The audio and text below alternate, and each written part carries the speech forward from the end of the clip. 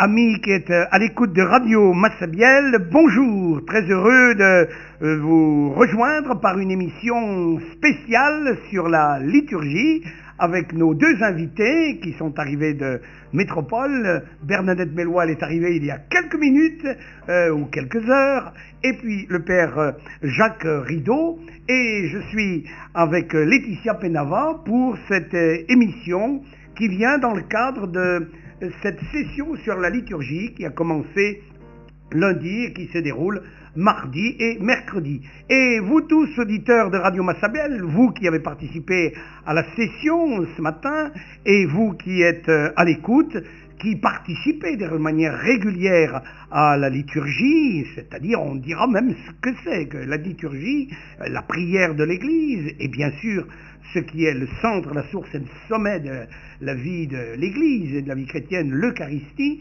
et nous allons donc aborder différents thèmes, et je crois que nous allons avoir une conversation très, très libre entre nous. Alors je vous salue d'abord, Père Jacques Rideau, bonjour. Bonjour. Oui, Bernadette Melloy, bonjour. Et je vais vous présenter dans un instant, mais peut-être, Laetitia, vous allez nous rappeler ce qui s'est passé là, ce matin, à la Jaille, à l'occasion de cette session qui se déroule traditionnellement pendant cette semaine où on est un petit peu plus libre, lundi, mardi gras et puis le mercredi décembre. Oui, tout à fait, Monseigneur. Donc, depuis ce matin, il y a une session de 3 jours qui se déroule à la Jaille, ouverte à tous, bien que c'était 3 ou 4 paroisses, et toutes les paroisses ont répondu, même les paroisses des îles. Donc, on a la chance d'avoir beaucoup de prêtres, beaucoup de religieuses, beaucoup de laïcs qui sont investis dans la liturgie dans paroisse, que ce soit au niveau des chants, au niveau de la déclamation de la parole. Et là, ce matin, nous étions 180 environ, et donc Magnifique. ça va se dérouler comme ça sur 3 jours. Et donc ça se passe de 9h à 13h, et donc il y avait, le thème de ce matin était la présence du Christ dans la liturgie, la participation active des fidèles, pourquoi et comment, l'importance de la parole de Dieu dans la liturgie. Donc c'était un vaste sujet, d'ailleurs le Père Rideau y reviendra, puisque Bernadette vient d'arriver, il vient de nous rejoindre, et c'est plutôt demain avec Bernadette que nous verrons la suite avec la dynamique du carême et la semaine sainte, alors toujours au niveau liturgique évidemment. Et le dernier jour qui est mercredi 5, l'entrée en carême officielle, on va dire, même si ce n'est pas aux Antilles. Il y aura donc pour les prêtres, le Père Rideau va travailler l'homélie avec les prêtres, et donc les autres participants avec Bernadette pour prière de l'Église et prière personnelle. C'est cela ? C'est ça. Alors, Père Jacques Rideau, d'abord il est bon de vous présenter, c'est-à-dire le prêtre du diocèse de Luçon en Vendée, qui a suivi ses études au séminaire d'Angers, puis au séminaire français de Rome, prêtre en paroisse, professeur au séminaire de Nantes, supérieur du séminaire de Nantes, vicaire général du diocèse de Luçon auprès de Monseigneur Michel Sentier, qui est connu ici en Guadeloupe puisqu'il est venu pour animer une retraite. Et puis vous avez été nommé il y a 6 ans au sein de la Conférence épiscopale française comme directeur du service de la pastorale sacramentelle et liturgique. Alors j'ai fait cette présentation, maintenant vous allez nous dire un petit peu plus ce qu'est la pastorale sacramentelle et liturgique. Alors dans notre service national, de quoi on s'occupe, hein, c'est un peu ça la question. Ça, oui. Bon, alors c'est un champ, disons, c'est très vaste en fait comme domaine, puisque ça va depuis le travail sur les livres liturgiques. Par exemple, en ce moment, on est en train de travailler sur l'édition du lectionnaire du dimanche et du lectionnaire de semaine, qui devrait paraître, disons, si tout se passe bien, au mois de novembre, pour l'Avent 2014, hein, voilà. Donc ce lectionnaire qui va intégrer la nouvelle traduction de la Bible pour la liturgie. Donc voilà, donc on travaille sur les livres liturgiques, mais on intervient aussi beaucoup dans les diocèses sur un certain nombre de questions qui se posent. Alors par exemple, revient souvent comment célébrer le dimanche aujourd'hui, célébration de la parole de Dieu, la liturgie des heures, la pastorale des funérailles, l'accompagnement des personnes, des familles en deuil, mais aussi la conduite des funérailles se pose aussi. Je ne sais pas si la question se pose beaucoup en Guadeloupe, bien sûr, mais aussi la question qu'est-ce qu'on fait au crématorium quand voilà il y a la crémation. Enfin, vous voyez, il y a toutes ces questions-là. Bon. Et puis, il y a aussi le domaine du chant liturgique et de la musique liturgique, qui est un vaste domaine dans lequel je suis pas particulièrement spécialiste, mais c'est quand même une question très importante. Hein. Qu'est-ce qu'on chante et qu'est-ce qu'on donne à chanter aux chrétiens dans la liturgie? Et il y a aussi le domaine de l'art sacré. Donc l'aménagement des églises, par exemple, il va y avoir dans une quinzaine de jours une rencontre des commissions diocésaines d'art sacré qui a lieu tous les ans à Paris. Et cette année, on va traiter de la question du baptistère. Voilà. Quels sont aujourd'hui les lieux, comment on aménage le lieu du baptême dans nos églises. Voilà. Donc vous voyez, c'est un domaine très vaste, pour le dire un peu rapidement. Alors, vous n'êtes pas tout seul, évidemment, vous avez une équipe importante, d'après Ah bah oui, parce qu'on est une quinzaine de personnes à travailler dans le service, alors, pas à plein temps, évidemment, tout le monde, hein. D'autant qu'on a aussi des revues. On a la revue Célébrée, pour, disons, un peu les gens qui sont engagés dans l'animation et la pastorale liturgique. On a la revue La Maison Dieu, qui est une revue plus de recherche, plus universitaire. On a une revue pour les servants d'hôtel. Je ne sais pas si elle est connue ici. Et il y a beaucoup de servants d'hôtel, on va faire connaître la revue. Voilà, la revue Servir. Et puis on a 2 sites internet, donc le portail de la liturgie, liturgiecatholique.fr, et on a aussi une revue d'art sacré qui s'appelle Nartex. Voilà. Merci. Donc on peut taper et on tombe sur... et on peut aller vous rencontrer au 58 de l'avenue de Breteuil, au siège de la conférence épiscopale, où nombre de personnes qui sont investies dans la vie de l'Église sont allées participer à des réunions. Et Bernadette Melloy, eh bien vous êtes originaire d'abord de la Martinique, c'est important de le dire, même si vous avez toujours vécu en métropole et à Paris, mais vous avez votre famille, vos parents en Martinique. Et puis vous-même, donc, vous êtes toujours intéressé à la liturgie depuis longtemps. Alors expliquez-nous comment vous êtes intéressé à la liturgie. Je suis venue à la liturgie de par le scoutisme, très, très curieusement, en animant des messes pour des jeunes. Et puis très, très progressivement, en paroisse, tout simplement. Je crois que j'ai beaucoup appris la liturgie par la paroisse. On découvre la liturgie en participant à la liturgie. C'est ça, beaucoup ça en fait. Après on se forme, après on découvre, on approfondit, mais c'est déjà en participant, en essayant de goûter les choses de l'intérieur, qu'on est initié à la liturgie. Et se former pour vous, ça a été la formation à l'Institut supérieur de liturgie. Après, effectivement, l'évêque m'a envoyé me former à l'Institut supérieur de liturgie à Paris. Voilà. Comme je faisais aussi un peu de musique, je me suis retrouvée comme responsable diocésaine de la musique liturgique à Paris, tout en étant aussi dans la commission de pastorale sacramentelle et liturgique. Et puis, la liturgie prend beaucoup de place dans ma vie, puisque je travaille pour une revue, Magnificat, qui, très populaire, dont la mission est d'approcher la prière des œuvres des laïcs. Voilà. Oui, c'est très populaire chez nous en Guadeloupe. Il y a beaucoup de Guadeloupéens qui ont le Magnificat. Et qui est en vente ici même à Pointe-à-Pitre, c'est-à-dire à Chiloé-la-Procure, et de même aussi près de la cathédrale de Notre-Dame de Guadeloupe. C'est vrai qu'elle a une petite particularité par rapport au prix en église, c'est qu'il y a effectivement la liturgie des heures du matin et du soir. Voilà, c'est vraiment la particularité de Magnificat, c'est ça. Oui. C'est vraiment apprendre à prier par la prière de l'église. Alors la prière de l'Église, je crois que c'est l'occasion peut-être de nous en parler, parce qu'on a commencé par la prière de l'Église, grâce à Magnificat, parce que Bernadette, vous avez été précédée par la revue Magnificat que vous nous avez envoyée et mis à disposition, et tout le monde a apprécié, et nous avons pris simplement la prière du matin de ce lundi 3 mars. Comme quoi l'Esprit Saint nous précède toujours. En tout cas, très heureux qu'on fasse connaître aussi à travers votre présence, et chaque mois, vous écrivez un éditorial, ce mois-ci, c'est croyez à l'évangile, puisque c'est ce que nous allons entendre au début du carême. Convertissez-vous et croyez à l'évangile. Alors parlez-nous peut-être justement Je crois que c'est une redécouverte. On doit peut-être revenir sur le passé très ancien. Vous l'avez évoqué ce matin, Père Rideau, à travers l'histoire de la liturgie déjà au XIXe siècle, au XXe siècle, avant Vatican II, dont on a célébré le 50e anniversaire, et notamment le document sur la liturgie. Et peut-être depuis 50 ans, eh bien, ce qui était réservé dans le bréviaire pour les prêtres et les religieux et les religieuses et les consacrés. Et vous-même, Bernadette, vous êtes vierge consacrée, mais ça a été découvert aussi par les laïcs. Et ici même en Guadeloupe, dans les paroisses, la messe matinale est précédée ou suivie par ce qu'on appelle l'office de l'aude. Et bien sûr, il faut venir avec son livre ou avec un magnificat pour chanter les psaumes. Oui, alors si vous voulez nous expliquer justement cette liturgie des heures, l'importance. Alors c'est vrai que la liturgie des heures est quelque chose que nous redécouvrons à partir du Concile. Et d'ailleurs le terme liturgie des heures est une nouveauté à partir du Concile. Avant on parlait du bréviaire.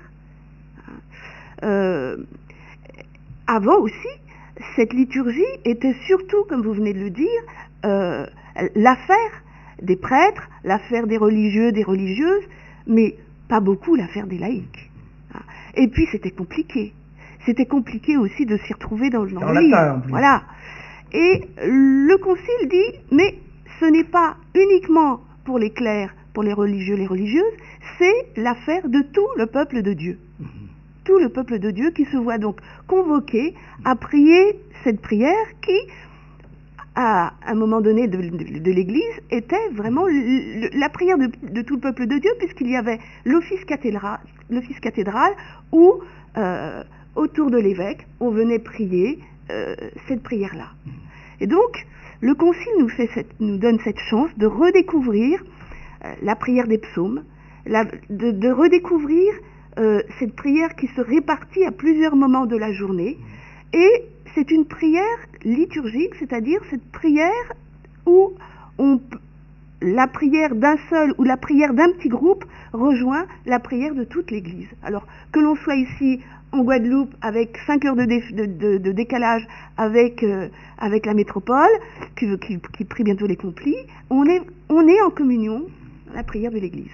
Et alors, Père Jacques Rideau, ce matin, vous nous avez dit qu'il était important que la prière, la messe, avec 3 millions de personnes, vous disiez, à Copacabana au mois de juillet dernier, ou avec quelques personnes pour une messe matinale dans une paroisse, et on est là au nom et avec l'Église. C'est pas simplement une piété personnelle. Oui.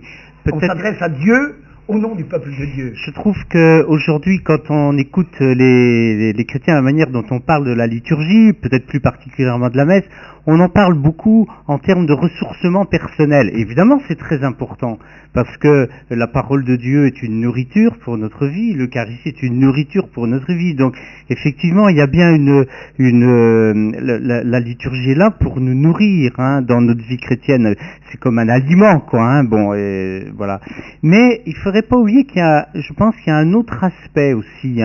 C'est ce que j'évoquais ça ce matin en citant l'exemple de cette animatrice d'aumônerie dans mon diocèse qui disait, moi j'aime bien dire aux jeunes, s'il n'y avait plus qu'un seul croyant dans le monde, quand il dirait le Notre Père, il le dirait au nom de l'humanité tout entière.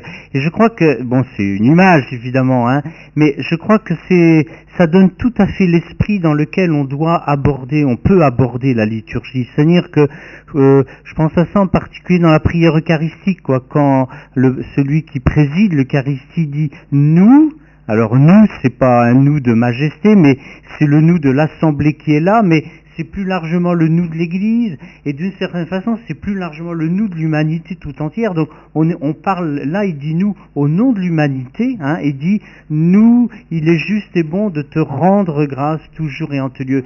Seigneur, nous venons te rendre grâce. Donc je crois qu'on a quelque chose à éduquer de ce point de vue-là, dans notre manière de vivre la liturgie. C'est-à-dire, la liturgie, elle est pour nous, mais d'une certaine façon, nous sommes pour la liturgie aussi. Voilà. C'est pas pour rien que souvent on a parlé de la liturgie en termes d'un office à accomplir, quoi. Voilà. Si personne, je me souviens, alors j'ai appris ça, c'était à l'île Maurice, ils ont un chant, j'aime beaucoup ce chant, ils disent, si m'ont pas loué, qui ça ne l'a pas loué? C'est-à-dire, si nous on le fait pas, mais qui le fera? Et si on ne le fait pas, ça ne manquera pas à Dieu. mais ça manquera à notre humanité. Voilà. Donc je pense que ça c'est très important à éduquer. Et alors vous avez parlé aussi ce matin de manière très pour résumer les documents sur la liturgie dans le Concile, qui étaient précédés par tout ce qui s'est passé au XIXe siècle, au XXe siècle, de préparation au fond à ce grand moment et de redécouverte de la liturgie. Puis il y avait des noms qui ont été nommés, dont Guéranger, on peut penser à Guardini ou Martimor, enfin, pour nommer des noms qui sont connus des spécialistes. Et vous avez résumé aussi en parlant de la participation active des fidèles. C'est mentionné à plusieurs reprises dans le Concile. Oui, alors 8 fois le Concile revient sur cette idée que il faut favoriser la participation active, consciente, fructueuse, pieuse, enfin bon, il y a plusieurs adjectifs, hein, la participation active des fidèles à la liturgie. Et l'idée de fond, hein, c'est pas qu'il faut occuper les fidèles. L'idée de fond, c'est pas qu'il faut s'agiter dans la liturgie, je crois que ce serait vraiment une fausse compréhension, hein. Mais l'idée, c'est que la liturgie, c'est l'œuvre de toute l'assemblée, en fait, hein, voilà. C'est l'œuvre de toute l'assemblée, alors même s'il y a des ministres, en particulier celui qui préside, l'évêque, le prêtre, ou éventuellement le diacre dans certaines célébrations, donc l'un préside, mais c'est vraiment toute l'assemblée qui célèbre la liturgie, hein. Et donc ça, c'est vraiment une idée de fond dans la manière dont le Vatican II nous demande de vivre. Donc on n'assiste pas à la messe, hein, voilà. Mais on participe à la messe. Vous voyez, c'est pas la même chose. Même le Concile dit par exemple à un moment que l'offrande eucharistique, même si c'est le prêtre qui dit, uniquement le prêtre qui dit la prière eucharistique, hein, mais quand le peuple chante le Saint, Saint le Seigneur, quand on fait l'acclamation après la consécration, quand on dit le Amen à la fin de la grande prière, hein, et puis à travers le silence, hein, eh bien toute l'assemblée finalement concourt à cette prière et à cette offrande de l'action de grâce de la prière eucharistique. Alors, et puis pour montrer aussi la continuité de l'Église, puisqu'on célèbre dans quelques jours le premier anniversaire de l'arrivée du pape François, on s'est souvenu du pape Benoît XVI au mois de février, sa renonciation et son départ le 28 février. La grande continuité en nommant les papes Pie X au début du 19e siècle, du XXe siècle, et Pie XII. Alors si vous voulez peut-être nous rappeler justement comment ils avaient préparé eux aussi à leur manière à ce renouveau de la liturgie. Oui, alors ça c'est une histoire assez intéressante parce que ça dit bien un petit peu comment on fonctionne, si on peut dire, dans l'Église, hein. C'est-à-dire qu'il y a eu des initiatives qui sont nées, par exemple, Don Guéranger au XIXe siècle, donc qui est un grand moine, hein, voilà, bon. Et il y a un mouvement qui se met en route dans la vie de l'Église, et à un moment donné, le pape Pie X reprend un peu ces intuitions-là et les officialise dans un texte qu'on appelle un motu proprio, hein, qui en fait est porté sur la musique liturgique. Et donc il reprend cette idée, c'est lui qui lance cette formule, si on peut dire, hein, participation active des fidèles à la liturgie, pour que la liturgie, c'est tout ça qui est important, soit vraiment la source de leur vie spirituelle. Bon.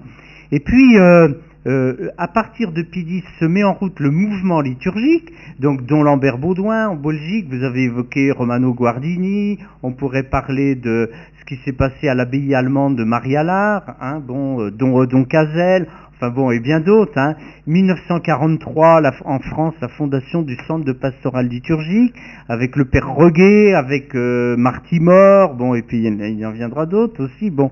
Et en 1947, Pie XII, d'une certaine façon, recueille tout ce qui s'est passé dans ce mouvement liturgique et fait une encyclique très importante, hein, Mediator Dei, sur la liturgie, pour, au fond, donner aussi des orientations à ce mouvement liturgique officiel. Et tout ça aboutit finalement à Vatican II, où Vatican II, la réforme de Vatican II, c'est pas, comment dire, c'est pas un extraterrestre qui démarque comme ça dans la vie de l'Église. En fait, cette réforme liturgique, elle a été préparée de très longue date, quoi. Voilà. Et donc le concile enclenche la réforme liturgique, mais avec aussi ces idées, les idées de fond, beaucoup d'idées de fond qui restent les mêmes. Hein. Et puis tout ça va être ensuite répercuté, si on peut dire, hein, par Paul VI, parce que Paul VI a été un grand pape de la réforme liturgique, évidemment. Hein. Aussitôt après le concile, c'est lui qui a mis en place toutes les instances pour préparer et conduire cette réforme, qui a été très très importante, hein, quand même. Et puis Jean-Paul II aussi a eu un grand investissement dans ce domaine, Benoît XVI, voilà, et on verra ce que le pape François va faire maintenant. Et alors, vous avez insisté aussi, et ça c'est une insistance qui est une redécouverte par le texte du Vatican II, c'est-à-dire des Verbum, et puis sur la révélation, l'importance de la parole de Dieu. Oui. Et ce matin, vous en avez parlé très longuement, oui, de cette parole de Dieu, et puis de la lecture de la parole de Dieu, ces deux tables, la table de la parole et la table de l'Eucharistie. Oui. Je crois que c'est quelque chose qu'on est en train de redécouvrir aujourd'hui. Hein.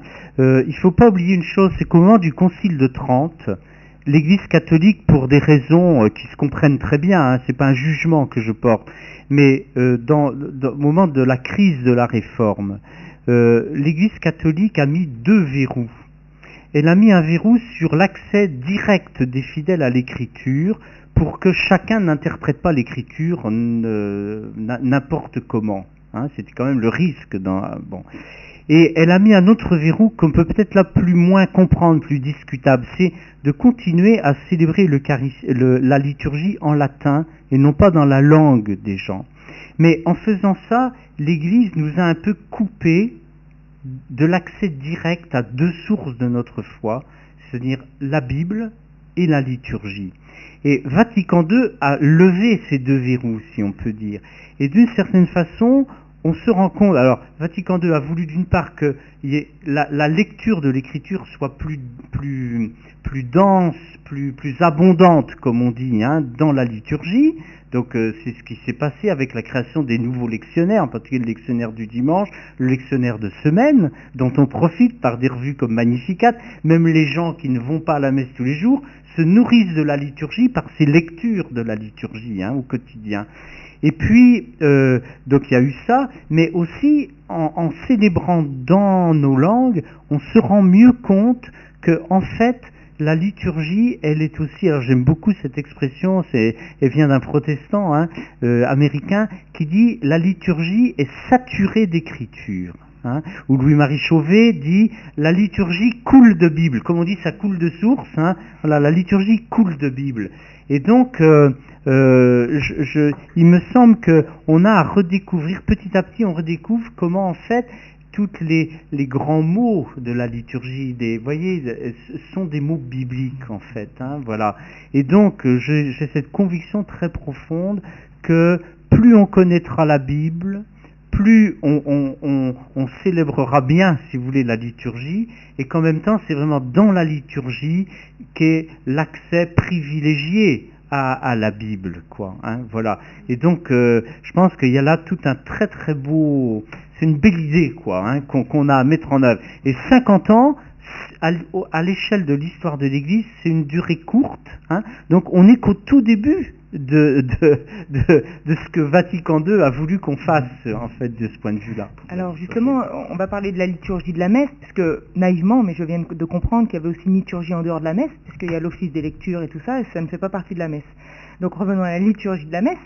Quels sont les points justement essentiels maintenant liturgiques sur lesquels qui demeurent, on va dire, presque depuis même avant Vatican II, c'est-à-dire les choses qu'on ne peut pas changer, qui ne sont pas négociables, comme on dit. Est-ce qu'on peut dire ça d'ailleurs dans la liturgie? Il y a des choses qui sont non négociables. Et donc intouchables, même dans 2000 ans, éventuellement, bon après ça je pense... Voilà, il y a alors, les paroles de la consécration. Voilà, alors, je vais déplacer un petit peu voilà, la question, je veux dire comment je la prends. En fait, la liturgie, elle nous est donnée. Hein, voilà, parce que on est bien d'accord, chaque communauté ne bricole pas sa liturgie. La liturgie, si vous voulez, de l'Église, c'est pas un ensemble de textes et de gestes et de rites que chacun manipulerait un peu comme une espèce de boîte au trésor, hein, voilà, ou de malle au trésor dans laquelle chacun irait puiser à sa manière. C'est pas ça la liturgie. Ce qu'on pourrait penser que c'est pourtant. Oui, C'est mais bien que vous le disiez. certains Voilà. la prennent un peu comme ça. Alors, mais je crois qu'il faut dire d'emblée que c'est pas ça. Tout à fait. Hein. C'est une paraliturgie, mais ce n'est pas la liturgie. C'est pas la liturgie. Voilà. Donc la liturgie, elle nous est toujours donnée dans un rituel. Hein. Donc il y a le rituel de la messe, c'est-à-dire il y a des livres liturgiques. Hein. Donc il y a le rituel de la messe, le rituel du baptême des petits-enfants, le rituel de l'initiation chrétienne des adultes. Et en latin, le mot latin, c'est le mot ordo. Alors nous, on a traduit rituel, mais on pourrait dire c'est l'ordonnancement. Hein, voilà. Donc la liturgie, c'est pas simplement une malle au trésor, comme je disais, mais toutes ces ressources-là, elles sont mises dans un certain ordre. Bon, par exemple, on voit bien pour la messe, on n'aurait pas idée de commencer par la liturgie de l'Eucharistie et de terminer par la liturgie de la parole. Oui, ou du pardon. Voilà. Hein. Et si on procède de cette manière-là, c'est qu'il y a des raisons profondes à ça. Hein. Donc, la liturgie nous est donnée dans un rituel, mais en même temps, quand on regarde de près le rituel, on voit que le rituel, il est, il a une réelle souplesse. C'est-à-dire, il y a des variations dans la liturgie de l'Église. Hein. Je donne des exemples. Hein. On va rentrer en carême. Bon, on ne va plus chanter l'Alléluia, on ne va plus chanter le Gloire à Dieu. Voilà. Donc c'est une petite modification qui va donner une couleur au temps du carême. Voilà, on ne chante pas l'Alléluia, mais on retrouvera l'Alléluia au moment une explosion de joie. Bon. De même, si vous avez souvent dans la liturgie la possibilité, par exemple pour la prière pénitentielle dans la messe, hein, le rituel lui-même nous donne plusieurs possibilités pour dire, bon, où il y a un certain nombre d'endroits, il y a des monitions, hein, où on dit, ben, par exemple dans la liturgie du baptême, où il dit, en ces termes-là ou en d'autres qui conviendront mieux, hein, en gros on dit ça comme ça, hein, voilà, eh bien on présentera ce que c'est que le baptême. Par contre, il y a évidemment des moments, si vous voulez, où... qui ne changent pas. Voilà. Vous parlez de choses qui peuvent varier. Donc quelles sont les choses qui ne peuvent pas varier?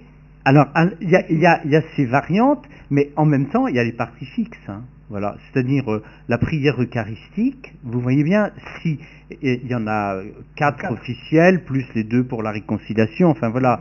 Mais le texte de la prière eucharistique, il ne change pas. C'est-à-dire que c'est pas simplement un canevas sur lequel chacun pourrait broder ou bricoler, etc. Pourquoi? Après, on ne peut pas mettre ses mots à lui. La question, c'est pourquoi? Pourquoi? C'est pas simplement une règle comme ça. C'est parce que finalement, cette prière, ce n'est jamais ma prière à moi comme prêtre, ce n'est même pas simplement la prière de cette assemblée, mais c'est la prière de l'Église. Et d'une certaine façon ici, vous voyez, respecter le rituel dans ce qu'il a de strict, d'une certaine façon, c'est une manière de dire ce qu'on disait tout à l'heure, hein, que notre prière est la prière de l'Église, donc elle nous déborde d'une certaine façon. Hein. Voilà, c'est en ce sens qu'il y a ces parties variables et il y a ces parties invariables aussi. Hein. Père Jacques Rideau, Bernadette Mélois et avec Laetitia Pénava, nous sommes dans cette émission spéciale sur la liturgie, en ce jour et en ces jours où une session sur la liturgie se déroule à la Jaille. Alors nous allons écouter un peu de musique justement liturgique. Vous êtes bien sur Radio Massabielle 97.8, 101.8.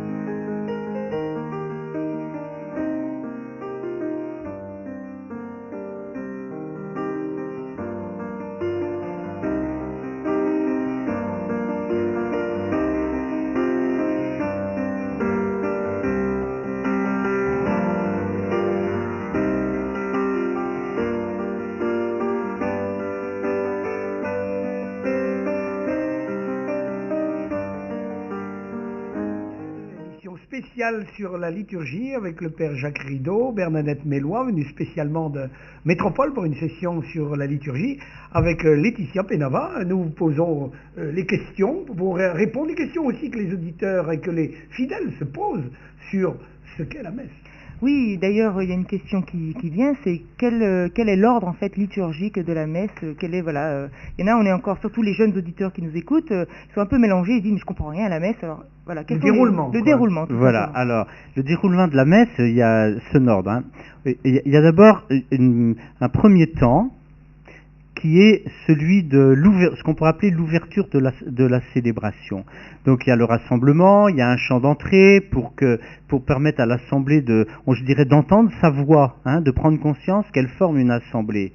Bon, une prière pénitentielle qui pour se disposer à la célébration, demander souvent le gloire à Dieu comme un chant de louange, parce que c'est une bonne chose que d'entrer dans la célébration, pas seulement en regardant notre péché, mais d'abord en louant le Seigneur. Hein. Et puis l'oraison, une prière qui rassemble la prière des fidèles. Que normalement, les textes nous disent, le prêtre dit prions le Seigneur, on garde un petit temps de silence pour que chacun puisse prier intérieurement. On le fait pas souvent, mais c'est dommage. Hein. Puis le prêtre dit l'oraison. Voilà. Donc ça c'est relativement bref, c'est la première partie. Deuxième partie, c'est la liturgie de la parole. Alors elle est assez longue, hein, donc on a 3 lectures. Après la première lecture, le chant du psaume. La première lecture est souvent tirée de l'Ancien Testament, sauf pendant le temps pascal. Bon, le psaume, une deuxième lecture qui est tirée du Nouveau Testament, les épîtres de Saint Paul, de Saint Pierre, les actes des apôtres. L'Alléluia, le chant de l'Évangile. Mais la liturgie de la parole, c'est pas uniquement les lectures. Après la liturgie de la parole, il y a l'homélie. L'homélie, sa fonction, c'est finalement, le prêtre doit essayer, parce qu'on y arrive plus ou va-vient, mais dire comment cette parole qui nous vient de l'Écriture, qui vient des textes anciens quand même, hein, d'une expérience ancienne, d'un autre temps, comment cette parole est les paroles de Dieu pour nous aujourd'hui, comment elle nous rejoint aujourd'hui. Voilà, c'est ça sa fonction. Et après l'homélie, eh bien vient la réponse, hein, à la messe du dimanche, on proclame la foi. Voilà, donc on répond d'une certaine façon à Dieu en proclamant la profession de foi, et puis on fait ce qu'on appelle la prière des fidèles, la prière universelle, c'est-à-dire que répondre à Dieu, c'est aussi lui répondre en disant « je crois », mais aussi c'est lui présenter, hein, les intentions, nos intentions, mais les intentions du monde, les intentions de l'Église. Donc tout ça sont des choses qui ne changent pas, c'est tout le temps comme ça. Cet ordre-là, non, c'est l'ordre. Hein, mais voyez, mais si c'est comme ça, c'est parce que on écoute d'abord Dieu qui nous parle, et ensuite on répond à cette parole. Voilà.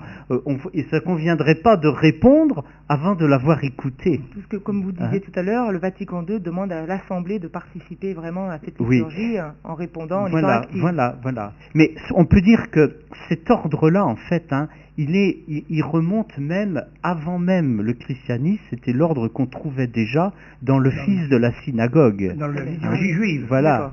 Parce que nos grands frères. Voilà, hein, faut quand même qu'on se souvienne aussi de ça. Et puis, la réponse à Dieu, hein, qui nous parle, elle va prendre une autre allure dans ce qui est la troisième partie de la messe. C'est la liturgie de l'Eucharistie. Alors là, il se passe quelque chose de tout à fait nouveau, si on peut dire. C'est-à-dire que on va plus célébrer à partir de la Bible, à partir des Écritures saintes, mais on apporte du pain et du vin. Voilà. Dont on dit, c'est pas des choses spécifiquement chrétiennes, mais on dit c'est fruit de la terre, donc don de la création et du travail des hommes, de notre travail. Donc là, vous voyez, on prend quelque chose qui appartient à toute l'humanité d'une certaine façon. On le dépose sur l'autel, mais on ne va pas l'offrir à Dieu comme ça. On dit, c'est la préface qui vient, hein, donc c'est ce qu'on appelle la grande prière eucharistique, qui commence par « Vraiment, il est juste et bon de te rendre grâce toujours et en tout lieu ». Voilà, on veut rendre grâce à Dieu, et comment on va le faire? On va le faire en lui offrant ce pain et ce vin, mais sur lequel on a prié sur lequel on a demandé à Dieu qu'il nous redonne ce pain et ce vin comme étant le corps et le sang de Jésus. Voilà, donc c'est la prière de la consécration. Hein, et on peut dire, faisant mémoire, vous voyez, il y a toute cette dimension de faire mémoire de la mort et de la résurrection du Christ. Avec ce pain et ce vin, c'est qui sont devenus le corps et le sang du Christ. On fait mémoire de ce que Dieu a fait pour nous, de ce que le Christ a fait pour nous dans sa mort et sa résurrection, et on rend grâce à Dieu en lui offrant le corps et le sang de son Fils, et en lui demandant que par la communion, nous soyons nous-mêmes unis à cette offrande de Jésus, et que nous devenions dans le monde, pas seulement dans la célébration, mais dans le monde, par notre vie, le corps et le sang du Christ, que, comme on dit, j'aime bien cette expression dans la prière ici, par la communion, que l'Esprit Saint fasse de nous une éternelle offrande à ta gloire. Donc, vous voyez, la prière, et donc là, l'Eucharistie, il y a la prière eucharistique qui se prolonge par le Notre Père et tous les rites autour de la communion, l'agneau de Dieu et finalement la communion. Et puis, dernière partie, eh bien, c'est après la communion, c'est une liturgie de l'envoi, on dit une dernière prière d'action de grâce, et puis le prêtre dit, bon ben voilà, bénédiction, bénis le peuple, et allez dans la paix du Christ, c'est-à-dire maintenant, allez vivre l'Eucharistie, mais chez vous, quoi. Voilà, dans votre quartier, dans votre travail, c'est là que vous allez vivre l'Eucharistie. Merci beaucoup de nous avoir rappelé ce déroulement de la messe, parce que c'est important pour nos auditeurs qui savent que il y a une cohérence dans la liturgie qui remonte bien sûr. Et puis même une compréhension, parce qu'à force on le fait banalement, disons, parce que nous on est plutôt passifs dans l'assemblée, donc là ça redonne de l'élan à la compréhension.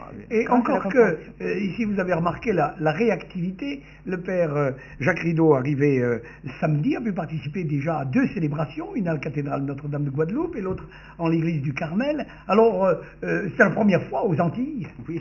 Alors vous avez été d'ailleurs très, très frappé de même de la qualité spirituelle. Alors il y a quelque chose qui m'a beaucoup... c'est la première fois que je voyais ça. Vraiment, j'ai été à la messe dans pas mal, pas seulement en France, mais dans d'autres pays. Mais c'est la première fois que j'ai vu ça. Ça m'a beaucoup... Je trouve ça très très beau.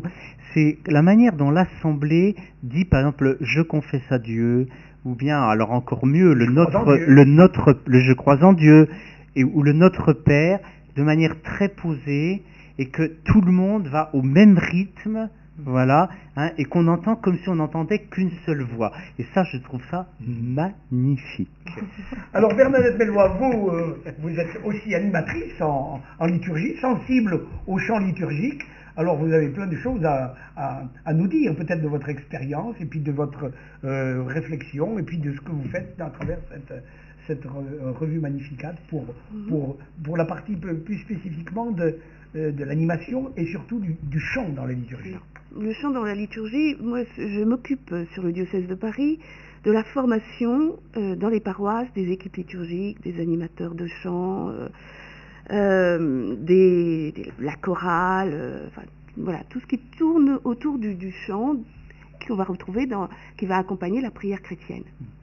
Et c'est vrai que le chant qui accompagne la prière chrétienne n'est pas n'importe quel chant, pas sur n'importe quelle parole, pas sur n'importe quelle musique. Ah bon? Oui. Ben c'est bien, dites-nous. La première chose qu'il faut, je pense, avoir en tête, c'est que le chant dans la liturgie, c'est un texte, c'est-à-dire des paroles portées par une musique. Pas n'importe quelle parole, parce que quelles sont ces paroles que nous allons chanter? Ces paroles accompagnent la prière, certaines paroles sont prières elles-mêmes, certaines paroles même dans la liturgie sont le rite lui-même. Par exemple, lorsqu'on chante cet hymne de louange qu'est le Gloria, eh bien, lorsqu'on chante le Gloria, c'est pas un chant comme n'importe lequel, c'est pas un chant de louange sur lequel on va mettre des paroles qui diraient la louange de l'Église, c'est un texte que nous recevons, qui est dans le missel, que nous recevons, d'ailleurs l'hymne du Gloria est une des hymnes les plus anciennes dans l'Église, puisqu'elle date du IIe siècle. C'était pas une hymne qu'on avait dans la messe, c'était une hymne qu'on avait à la prière du matin, qui s'est retrouvée au fur et à mesure, au fil du temps, qui s'est retrouvé dans la messe. Ces paroles-là, on ne les change pas. Ces paroles-là, on ne va pas les inventer et dire que c'est le Gloria et le chanter. Ces paroles-là, on les reçoit du rituel, comme le disait tout à l'heure le Père Rideau, et on va chanter ces paroles-là. Ce chant est un rite en lui-même. Qu'est-ce que ça veut dire? Ça veut dire que à ce moment-là, tout le monde chante ce chant-là. Le prêtre s'arrête de faire tout ce qu'il a à faire. Le rituel prévoit que toute l'assemblée chante ensemble ce chant de louange au début de la messe. Voilà. Voilà un chant qui est un rite en lui-même et dont on ne va pas changer les paroles. Ça veut dire que toutes les églises de France chantent exactement les mêmes paroles, dans le même rythme, on va dire. L'Église nous invite à chanter ces paroles-là, sur des musiques différentes, qui vont servir ce texte-là, qui vont permettre à l'Assemblée de s'approprier ce texte, de mémoriser ce texte, de telle manière qu'on n'ait plus besoin de paroles pour pouvoir les chanter. Rien que l'air suffit à ce que les paroles arrivent. Et je dis souvent dans les paroisses où on aime beaucoup, et ça je crois que c'est valable aussi aux Antilles, c'est de changer. On aime bien changer les chants, puis ça nous fait du bien. Oui, mais est-ce nécessaire? Est-ce que ça va favoriser le prier ensemble, l'unité de la prière? C'est pas sûr. Et je pense que dans une communauté, dans une paroisse, 3 Gloria, ça suffit. Voilà. Ce chant est un chant unanime, c'est-à-dire que lorsque on commence les premières notes, toute la communauté doit pouvoir chanter d'un seul cœur et se reconnaître dans ce chant, dans ces paroles. Alors Bernadette, nous vous tenons, on ne vous lâche pas. Donc c'est le cas pour le Gloria. Y a-t-il d'autres moments, d'autres chants dans la messe qui sont pareils, on ne doit pas changer les paroles, qui sont immuables? Les paroles du Sanctus. On ne change pas les paroles du Sanctus. Là encore, comme disait le Père Rideau tout à l'heure, ce sont des paroles qui nous sont données, que l'on reçoit et qu'on accepte de recevoir. Pourquoi? Le problème qu'on a eu dans l'Église de France et dont on n'arrive pas bien à se sortir aujourd'hui, c'est que on a, après le Concile, beaucoup composé. On a eu beaucoup de compositeurs, on a aujourd'hui 18 000 chants. Comment on s'en sort? Comment on va pouvoir porter un discernement? Qu'est-ce qui va construire la mémoire chrétienne? Quels sont les chants qui vont aider à construire la mémoire chrétienne? Et comment va-t-on surtout pouvoir prier ensemble? C'est-à-dire, qu'est-ce qui va favoriser l'unité de la prière de l'Église? Si, lorsque je vais dans cette paroisse, je chante ça, mais si je vais dans la paroisse d'à côté, je chante d'autres chants que je ne connais pas. Voilà. Imaginons si on change de pays qui font pareil. Non, voilà. Alors justement, voilà. Quelque chose qui m'avait frappé dans un pays bien connu, puisqu'il s'agit de la Pologne, même si dans une culture différente, et qui nous a donné un pape et un saint, le Saint Jean-Paul II, et je suis allé à de multiples reprises, ce qui m'avait beaucoup frappé, allant de paroisse en paroisse, et notamment d'ailleurs avec des jeunes, c'était que partout on retrouvait des hymnes que tout le monde chantait. Ils n'avaient pas besoin de feuilles ou de papier, rien du tout. Ils chantaient parce qu'ils chantaient le gloire à Dieu, le Sanctus et la News, parce qu'ils n'avaient pas touché. Tout à l'heure, vous avez dit qu'est-ce qui est immuable, mais c'est ça. Ce sont les chants ce qu'on appelle les chants de l'ordinaire de la messe. L'ordinaire, je reprends un mot dont a parlé le Père Rideau tout à l'heure, c'est selon un ordre qui vont ordonner. Alors, ces chants-là, qui sont dans le missel, qui nous sont donnés par l'Église, on va éviter de toucher à ces paroles-là. On va essayer d'avoir des musiciens, des compositeurs qui vont nous proposer des musiques qui vont permettre au rite de fonctionner. Et quand je dis ça, c'est-à-dire un Gloria qui porte la louange de l'Église, un Alléluia qui acclame. Combien d'Alléluia que nous avons dans nos répertoires qui sont plus des chansons et des chansonnettes que des acclamations. On va acclamer le Christ, la parole de Dieu qui se présente à nous dans la liturgie de la parole, comme nous le décrivait tout à l'heure le Père Rideau. Alors comme immuable aussi, il me semble qu'il y a le Notre Père et le Credo. Dans le cas de Credo de Notre Père chanté, est-ce que Déjà, est-ce que ça peut se faire? Et en plus, est-ce que c'est bien que ce soit la chorale qui chante les couplets et que juste le public chante que l'assemblée, voilà, pardon, chante que le refrain, on va dire. Alors vous prenez là. Oui, c'est un exemple que j'ai entendu ce débat-là, justement, où le Notre Père doit être chanté par tout le monde, le credo par tout le monde, pas juste une partie. Sur le Notre Père, le Père Rideau, ce matin, nous disait ce qu'il y a de mieux, c'est de le dire. De le dire. Oui. Vous prenez là deux exemples qui sont que ce sont le credo, la profession de foi de l'Église. C'est vraiment la liturgie, le missel nous avons deux grands textes. Le symbole des apôtres et Nicée-Constantinople. Voilà. Nous avons une autre possibilité, c'est comme pour le baptême, voilà, la profession de foi telle qu'elle nous est donnée, celle qu'on va la vivre en quelques semaines. Et pour les confirmations. Les confirmations, voilà. Ces paroles-là sont vraiment les paroles de la foi de l'Église.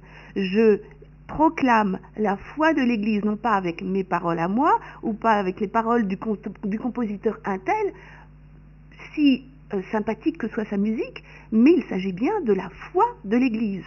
Voilà, j'engage ma parole avec la parole de ceux qui sont avec moi et pour dire ce qu'est la foi de l'Église.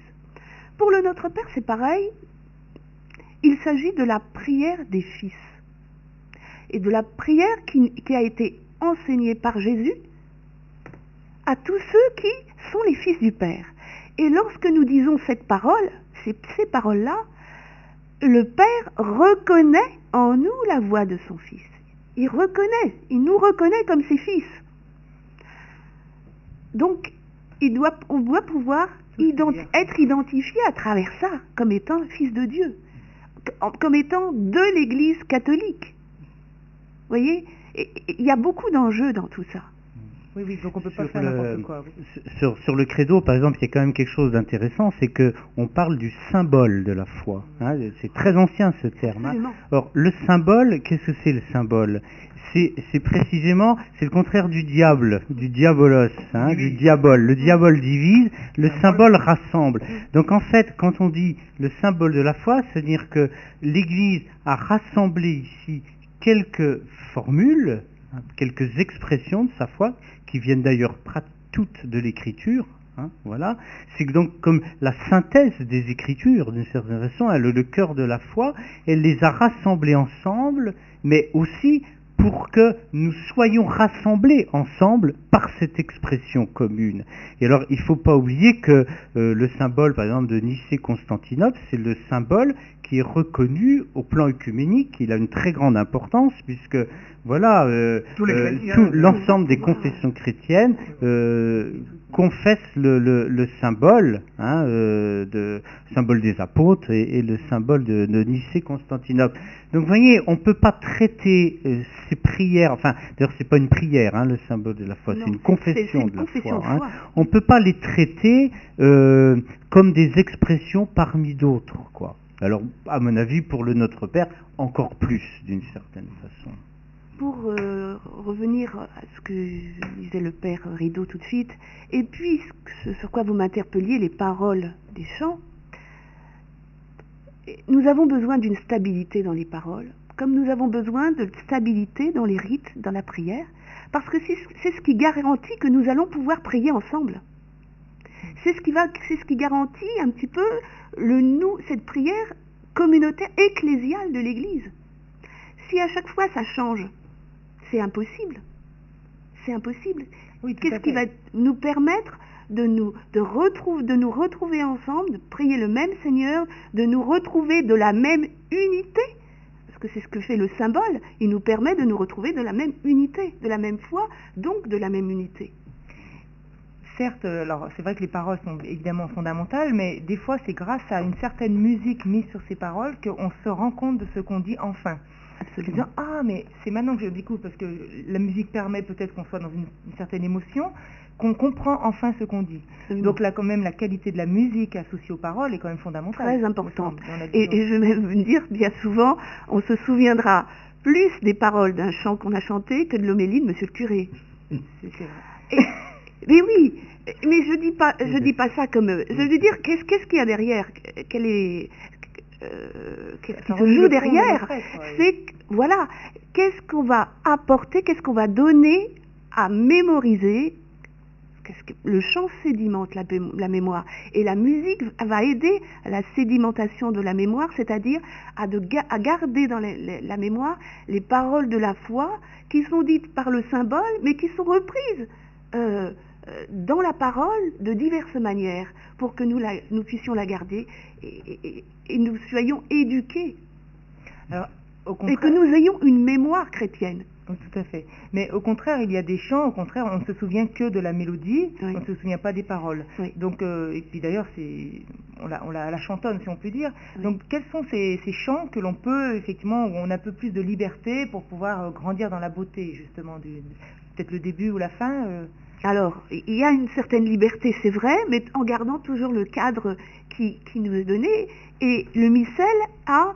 je ne sais pas si le père Rideau en a parlé ce matin, mais il y a quelques pages, enfin assez conséquentes au début du missel, c'est la présentation générale du missel romain, qui nous indique un petit peu ce qu'on doit faire et comment on doit le faire.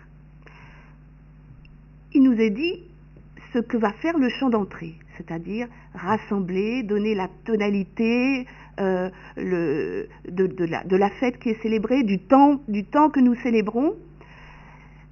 Et donc, on va avoir une attention particulière de ne pas prendre un chant d'entrée coloré Noël, alors que nous allons rentrer en carême, par exemple. Le Père en a effectivement parlé ce matin quand il a parlé de l'Ascension. Il dit on ne va pas faire un chant d'Ascension en parlant de toute autre chose que de l'Ascension dans le chant, par exemple. Il me semble que vous l'avez dit. Oui, donc les paroles doivent quand même être en lien. Du Christ. Voilà. Oui, c'est-à-dire l'exemple que j'ai donné, c'était justement à propos du Gloire à Dieu, une célébration où j'étais, où on avait chanté un Gloire à Dieu, qui en fait c'était le psaume 8, qui est un psaume de la création, et donc on s'est trouvé le jour de l'Ascension, où en chantant ce chant de louange à Dieu, c'est ce que disait Bernadette tout à l'heure, c'est-à-dire que la musique et le chant étaient une louange, mais comme c'était pas le gloire à Dieu, ben, on n'a pas du tout mentionné le Christ alors qu'on célébrait l'ascension du Christ. Donc on n'est pas, c'est pas juste, quoi. Vous voyez, c'est pas juste. Et là maintenant, je le comprends bien maintenant, après vous avoir bien écouté. Alors nous allons peut-être changer de thème, puisque nous avons beaucoup parlé sur la messe, sur le chant liturgique, et nous sommes dans quelques jours en carême. Alors nous allons entrer en carême avec le signe des cendres, et justement, Bernadette Mélois, vous allez nous parler de la dynamique du carême, et puis de la semaine sainte, c'est-à-dire c'est ce grand temps liturgique dans lequel nous allons entrer. Alors le temps le plus important, enfin plus fondamental, je crois, de toute l'année liturgique, puisqu'il va nous amener, nous conduire à célébrer le mystère pascal, hein, la mort et la résurrection de Jésus-Christ. Je pense que le Père Rideau a dû vous dire ce matin combien le mystère pascal est quelque chose que les chrétiens redécouvrent à partir du concile. Et c'est vrai que dans le carême que nous vivons, que nous allons vivre, une des premières choses que nous redécouvrons, c'est la place du mystère pascal dans nos propres vies et dans la vie de l'Église. Ce qui va marquer le carême, c'est ça. Et la deuxième chose que nous découvrons aussi depuis le concile, c'est que nous sommes appelés à vivre le carême un petit peu autrement grâce aux catéchumènes. Absolument, et presque près d'une centaine ici dans le diocèse. Et voilà. Accueillis pour la célébration de l'appel décisif. Et ça, c'est vraiment une chose très très importante. Ils nous aident, les catéchumènes. Exactement. C'est une richesse ils inouïe nous aident, pour nous. ils nous tirent, parce que dans ce chemin catéchuménal, ce chemin qui les mène, cet itinéraire qu'ils font vers le baptême, ces 40 jours, nous allons les accompagner. Et dans cet accompagnement que nous allons avoir des catéchumènes, nous allons pouvoir revisiter un certain nombre de choses à travers la charte qui nous est donnée à partir du jour des cendres, la charte qui est un peu la feuille de route pour les chrétiens, à travers la prière, à travers l'aumône et le jeûne. Nous allons rentrer dans, une certaine manière de vivre, qu'on va essayer de vivre de manière différente, pour un retournement de nos vies, pour une transformation, pour une conversion. On dit une métanoïa, c'est-à-dire il ne s'agit pas seulement de voir nos péchés et puis de changer, il s'agit de changer complètement d'attitude, radicalement d'attitude, radicalement notre manière de voir les choses, radicalement notre manière de vivre en chrétien. Et c'est vrai que les catéchumènes qui, depuis qu'ils sont rentrés, ils ont été accueillis, et qui font ce chemin vers le baptême, eh bien ils vont rentrer dans cette période plus décisive, puisque dimanche, dans la plupart des diocèses, tous les diocèses d'ailleurs, on va avoir l'appel décisif, c'est-à-dire les catéchumènes vont être appelés pour vivre ces 40 jours qui sont vraiment ces jours décisifs pour eux avant de recevoir le sacrement du baptême. Ils sont décisifs parce que ça approche et ils sont en train c'est un moment pour eux un peu délicat aussi. Ils ont besoin de l'accompagnement de toute la communauté à cause de cette décision qui est la leur. Et ce temps est toujours un temps un peu délicat, un temps de doute, un temps où on remet un petit peu les choses en question. On se demande si on va y aller ou on ne va pas y aller. Il y a besoin vraiment de la communauté. Et la communauté qui fait ce chemin de conversion, qui se met aussi au même pas que les catéchumènes pour pouvoir vivre la Pâques de manière renouvelée aussi. Alors le 3e, 4e et 5e dimanche de carême de cette année sont avec les évangiles pour les catéchumènes. Nous avons cette chance de vivre l'année A cette année, voilà, toutes les années, parce que même s'il y a 3 années avec des textes différents, l'année A nous offre des textes qui, depuis la discipline catéchuménale du début de l'Église ancienne, avait construit cette discipline à partir de ces grands textes. Donc nous aurons la tentation au désert, nous aurons ensuite la transfiguration que nous avons chaque année. Mais à partir du 3e dimanche, comme vous le dites, Monseigneur, il va y avoir un temps, ces évangiles vont nous aider à approfondir.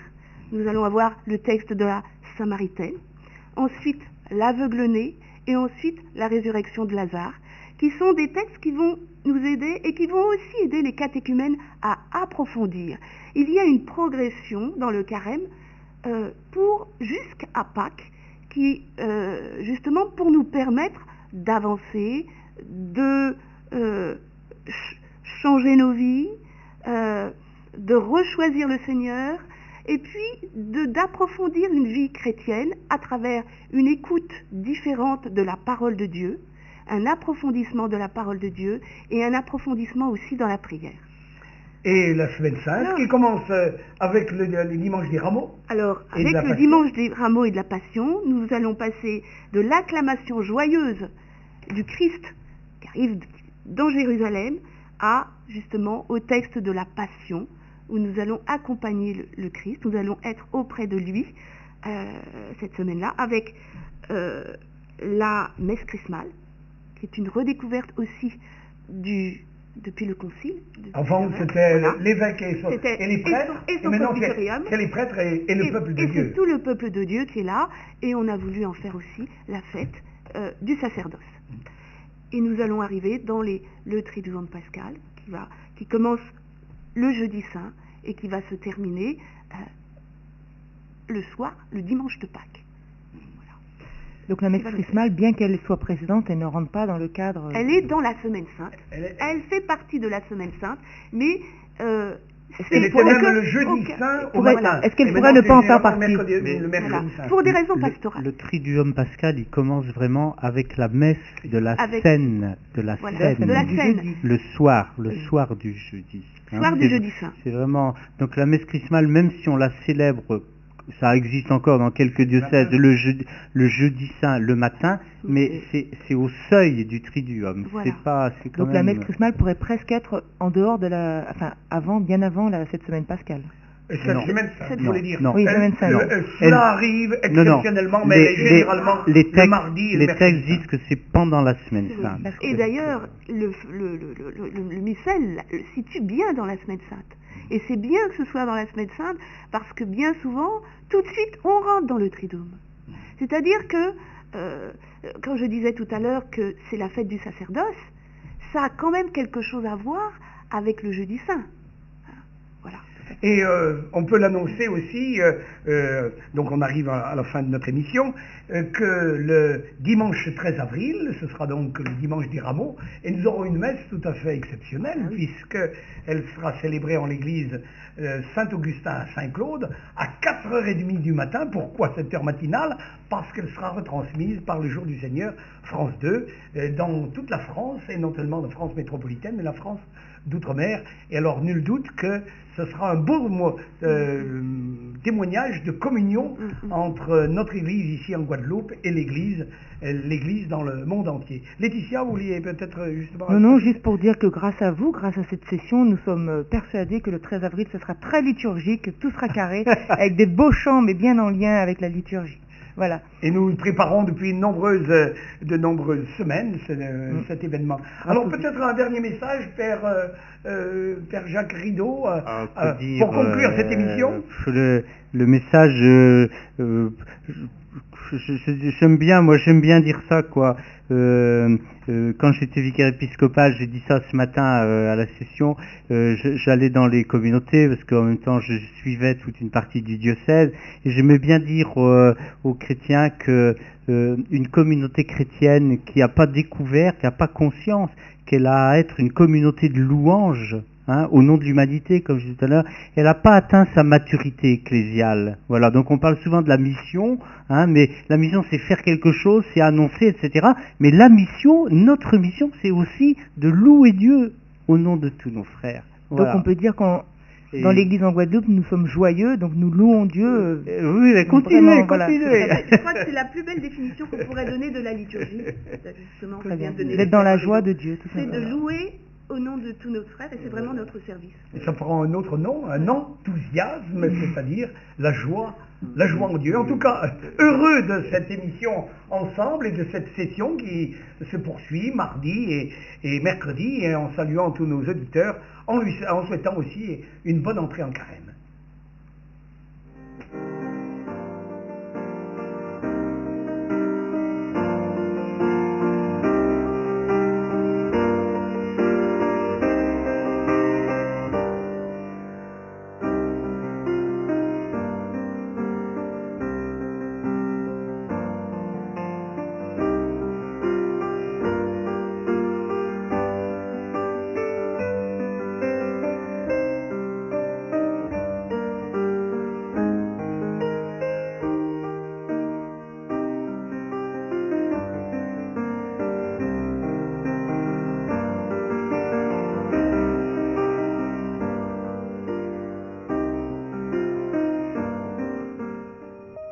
Soyez en communion.